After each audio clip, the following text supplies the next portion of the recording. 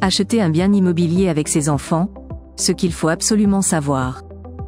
Vous avez peut-être déjà entendu parler de l'achat en indivision d'un bien immobilier. Il s'agit d'une transaction avantageuse, surtout si vos enfants y sont impliqués. Décryptage. Zoom sur l'achat immobilier en indivision avec ses enfants.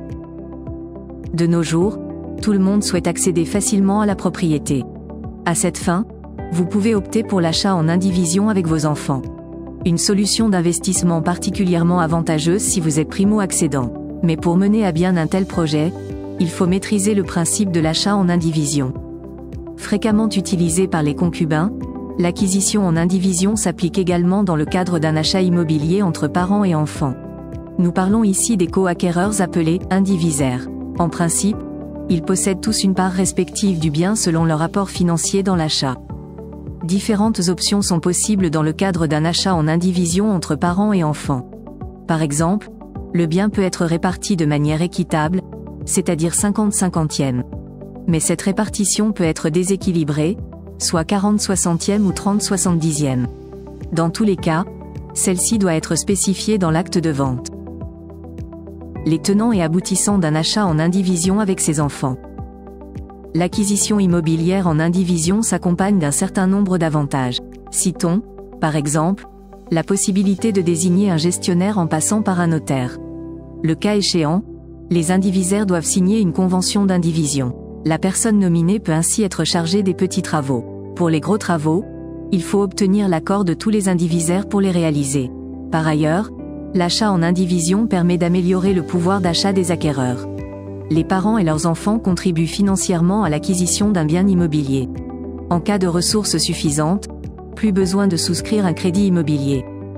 D'autant plus que l'indivision est très facile à mettre en œuvre. Nul besoin de créer une société. Il y a moins de formalités administratives à effectuer pour procéder à un tel achat immobilier. En ce qui concerne la gestion de l'indivision, celle-ci s'avère plus souple. En tant qu'indivisaire, vous pouvez céder librement votre part. Il n'y a aucune contrainte de gestion. En vertu de l'article 815 du Code civil, nul ne peut être contraint de demeurer dans l'indivision. Parmi les points négatifs d'un achat immobilier en indivision avec ses enfants, citons les conflits familiaux.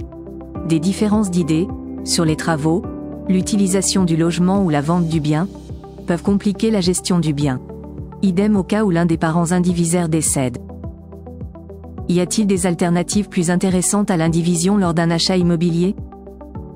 Pour acheter un bien immobilier avec vos enfants, vous pouvez opter pour l'indivision. Il existe d'ailleurs d'autres alternatives comme la création d'une SCI familiale, société civile immobilière. De quoi structurer davantage la gestion du bien et lisser la transmission de votre patrimoine. Parmi les alternatives à l'indivision, citons également le démembrement de propriété. Vous pouvez ainsi acheter un bien immobilier à un prix décoté. Vous pouvez ensuite conserver l'usufruit du logement et donner la nue propriété à vos enfants.